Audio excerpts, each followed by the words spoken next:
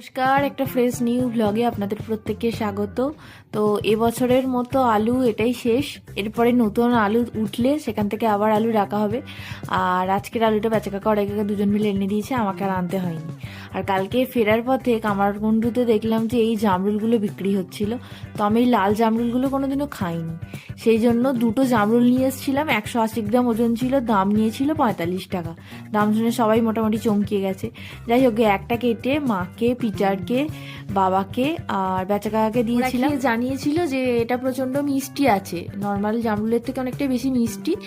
আর সেই তারপরে যে আর একটা যেটা ছিল সেটাকেও 4 টুকরো করেছিলাম, দিয়ে 1 টুকরো মিস্টার পিটার ঝেড়ে দিয়েছে।